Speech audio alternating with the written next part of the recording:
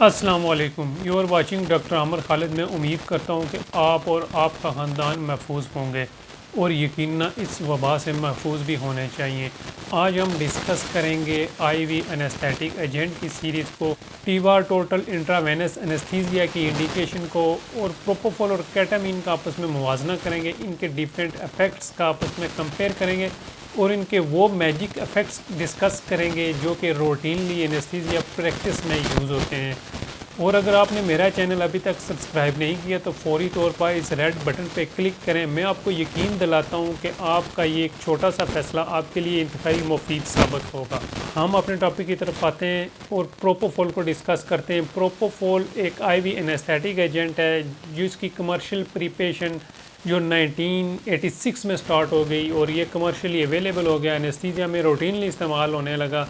और ये एक एल्काइल फिनोल है, हाईली लिपिड सॉल्युबल है। इसकी जो लिपिड सॉल्युबिलिटी है वो बेसिकली इसके जो कंपोनेंट्स हैं, जो सोयाबीन ऑयल्स है और प्यूरिफाइड एग फॉस्फेटाइड्स हैं, उसकी वजह से है।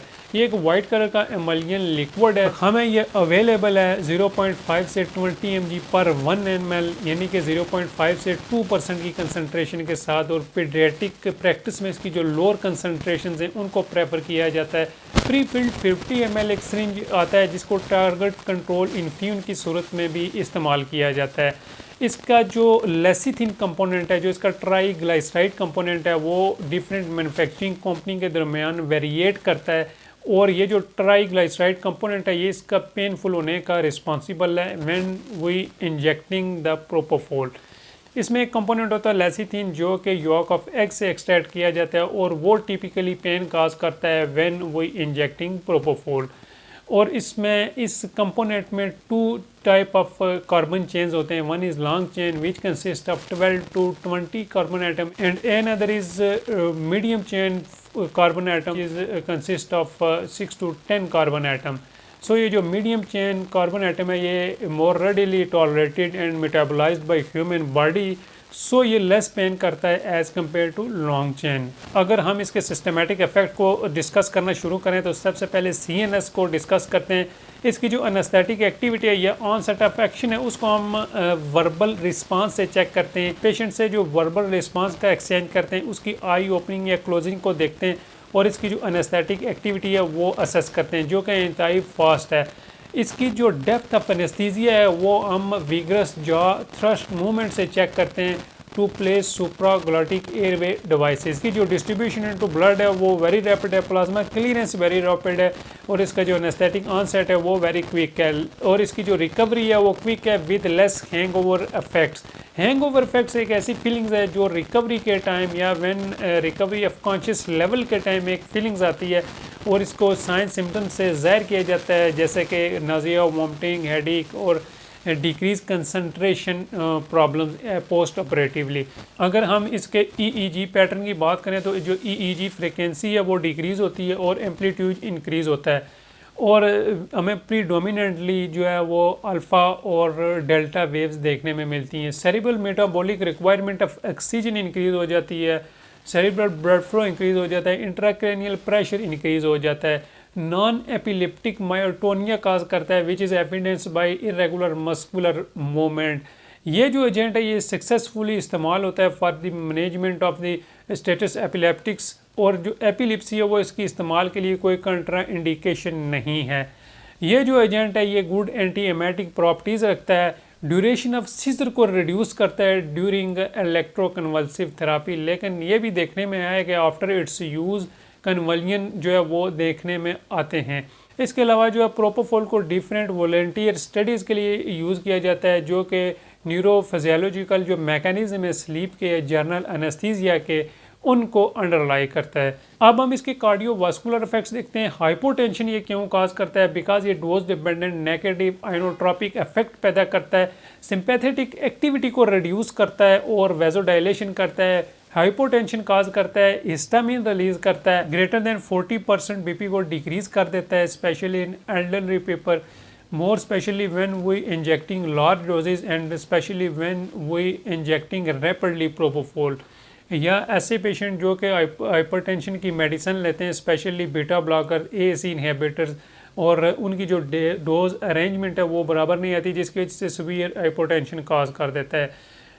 हाइपोटेंशन है, इसको जो हम वो काउंटर करते हैं प्रेशर रिस्पांस से। प्रेशर रिस्पांस क्या है उसको हमने थोड़ा समझना है। Pressure response at the time of the induction of the anaesthesia हमें देखने में मिलता है व्हेन फेरिंग्स, लेरिंग्स, ट्रैकिया, ये जो एनाटॉमिकल स्ट्रक्चर्स हैं ये ब्लेड ऑफ लेरेंगियोस्कोप से जब टच होते हैं तो एक सिंपैथेटिक एक्टिविटी पैदा होती है, positive sympathetic activity, heart rate increase होता है, ब्लड प्रेशर इंक्रीज होता है। वो हाइपोटेंशन प्रोपोफॉल काज करता है, वो प्रेशर रिस्पांस की वजह से आपस में काउंटर एक्ट होते हैं और ये जो मैकेनिज्म है ये नॉर्मल होता है। आफ्टर इंडक्शन हमें रिफ्लेक्स टैकीकार्डिया देखने में मिलता है, लेकिन प्रोपोफॉल वेरी रेयरली ब्रेडिकार्डिया पैदा करता है और कभी कभार ये जो है वो एसिस्टली भी पैदा कर देता है इवन आफ्टर इट्स एडमिनिस्ट्रेशन। ये जो हाइपोटेंशन पैदा करता है हम इसको मिनिमाइज कर सकते हैं या स्लो कर सकते हैं with slow injection of propofol more than 30 to 60 seconds. Generally reflex tachycardia होता है आफ्टर इंडक्शन ऑफ एनेस्थीसिया, लेकिन प्रोपोफॉल रिफ्लेक्स ब्रेडिकार्डिया पैदा कर देता है आफ्टर इट्स इंजेक्शन और वेरी रेयरली ये एसिस्टली भी पैदा करता है। So while injecting propofol with vagomimetic drugs specially remifentanil और with vagolytic drug specially atropine, caution should be needed. Respiratory system में ये एपनिया पैदा कर देता है और which is more worse than thiopental. और in case of infusion of propofol जो टाइडल वॉल्यूम है वो डिक्रीज होता है, रेस्पिरेटरी रेट इंक्रीज होता है, respiratory response in response to carbon dioxide decrease करता है और ये जो इसके इफेक्ट्स हैं ये ज़्यादा सवीर हो जाते हैं इन प्रेजेंस ऑफ ओपियाइड को एडमिनिस्ट्रेशन। ब्रोंकियल स्मूथ मसल्स पे इसकी कोई एक्टिविटी देखने में नहीं आती, सो लेस ब्रोंकोस्पाज्म या लेरेंगियोस्पाज्म ये पैदा कर देता है।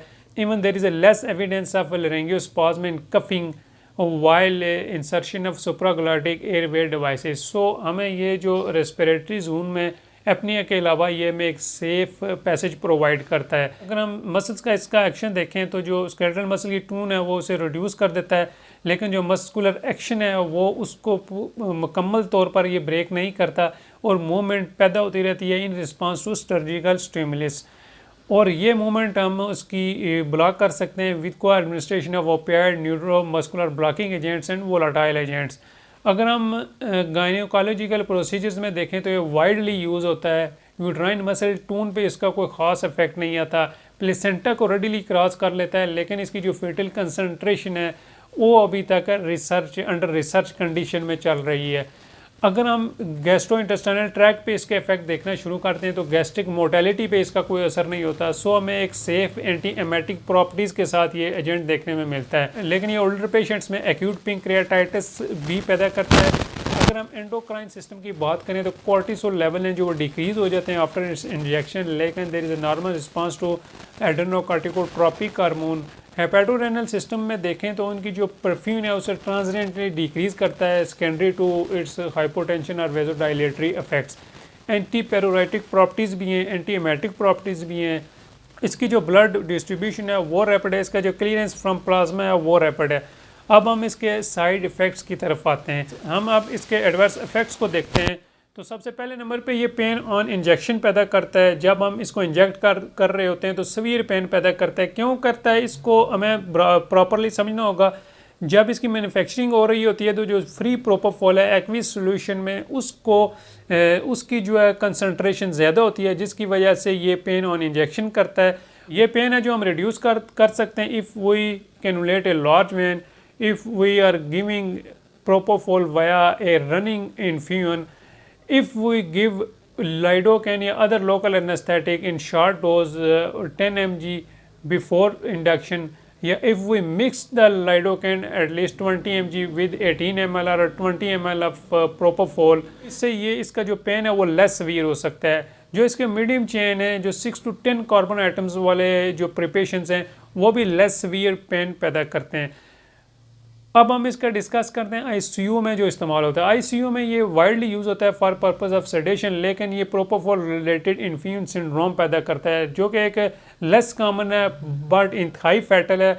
और इसके जो साइन सिम्टम्स हैं वो मेटाबॉलिक एसिडोसिस हैं, सीवियर ब्रेडिकार्डिया, हाइपोटेंशन है, हाइपरलिपिडीमिया है, हार्ट फेलियर है और मोस्ट कॉमनली ये देखने में आता है कि आफ्टर हेड इंजरी या यूज़ ऑफ वेजोप्रेसर के बाद ये जो है इफेक्ट्स इसका देखने में आता है प्रोपोफॉल रिलेटेड इन्फ्यूजन सिंड्रोम। ये जो सिंड्रोम है मोस्ट कॉमनली यंगर पीपल में ज़ाहिर होता है less than 16 years of the as.